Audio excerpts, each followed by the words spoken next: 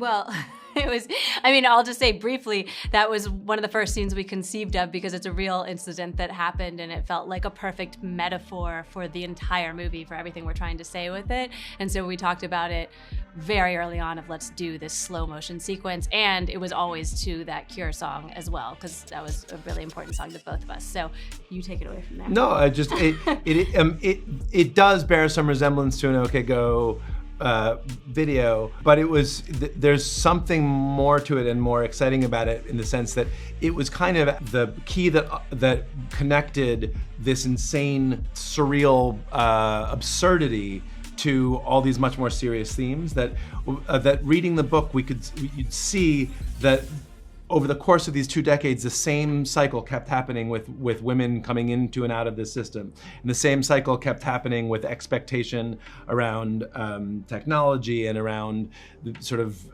status quo and how the system is rigged.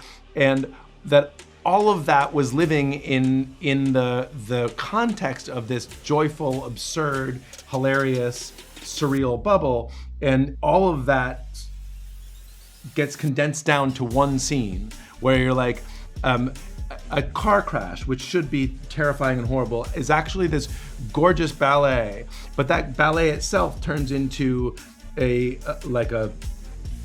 pageant of greed. Yeah, pageant of greed and avarice, and then it just basically felt like a metaphor for the entire film, and that we could it was the link between shooting a 3-minute OK Go video and making an entire film that explores those themes. To fully answer everything you asked, so we shot it over 3 days, and it was the last thing that we shot of the entire movie on a very hot highway outside of Atlanta with a ton of phantom cameras trying to capture all this beautiful slow motion ballet. So we're really happy with how it turned out.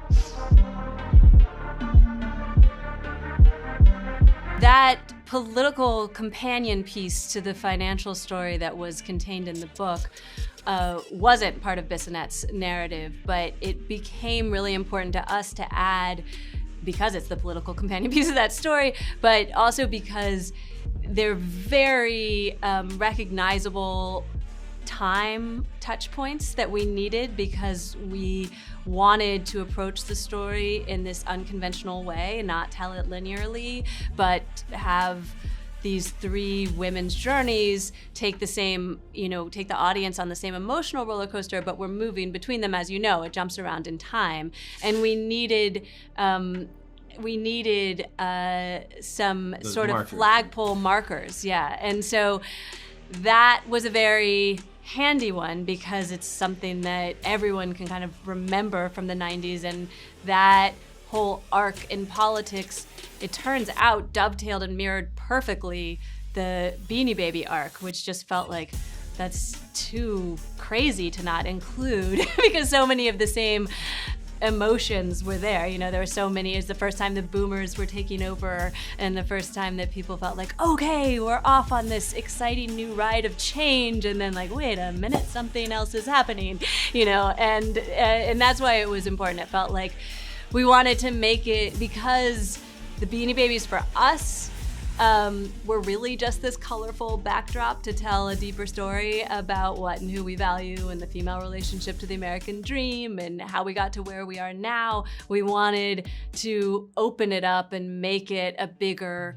more meaningful story that hopefully resonates universally, and that was a big part of that. When you talk about the Beanie Baby thing that happened, most people sort of roll their eyes at how ridiculous it could be that people would make this mistake. But when about value and about what means things in the world, but when you look under it, you see that the same exact mistake is happening in each of the people's lives. And then you look out from it and say, like, that moment in American politics was exactly the same bubble of sort of hope and enthusiasm. And you start to wonder, like, is democracy a bubble? Is the idea of America a bubble? Is America a bubble? Is the idea of a sort of like utopian political system that's always going towards a more perfect union? Is that a bubble? Like, what are we believing in that we shouldn't be believing in? It's not just little stuffed animals. all of the above, I would say. I mean, I think like he's our stand-in for the American dream. We should be clear that like we didn't research Ty, and these are not the actual women. These are composite stories that we learned from that book, and we're careful to say in the beginning we made up a bunch of this. But that's mostly because we don't particularly care about these stuffed animals. We don't particularly care about the first consumer website was created by a 19-year-old. That's an amazing factoid.